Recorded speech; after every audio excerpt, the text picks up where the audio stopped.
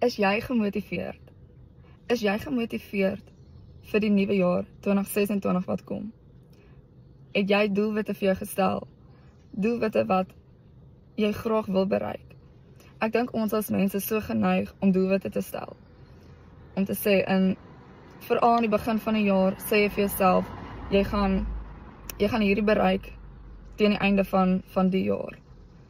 En of dit nou gebeur het of nie, ek dink vandag stel vir jou nuwe doelwitte vir 2026. En ek moet net vir julle sê, die feit oor hierdie besigheid wat ek begin het, was 'n gebedsaak. Dit was 'n gebedsaak wat ek oor gevas het. En ek getuig hieroor. Ek het gevas en ek het die Here gevra om vir my of my man 'n besigheid te bring wat finansiëel ons sal help.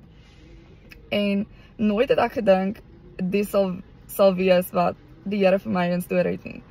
Ek het nooit gedink ek sal my eie baas kan wees en my eie besigheid aanlyn besit nie. Dis nou nog te goed om waar te wees vir my, maar ek meen, alle glorie aan die Here, want dis net hy wat dit kan moontlik maak. So, ek wil julle aanmoedig, maak 'n lys vol doelwitte wat jy wil bereik.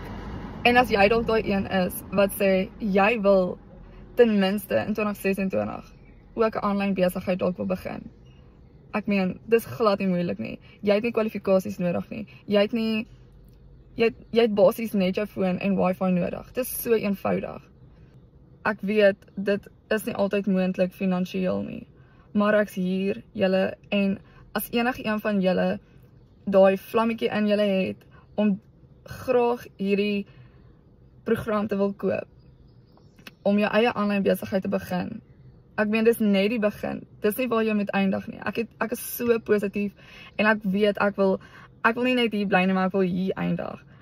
En ek het doelwitte. En ek gaan dit bereik met die Here aan my kant en goeie motivering. Weet ek sal daar kan uitkom. En net so weet ek, jy sal ook. Jy moenie opgee nie.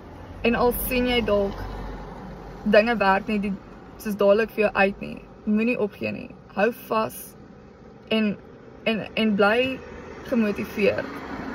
Hou aan die Here vas. Weet hy sal daai deurbraak vir jou bring op sy tyd.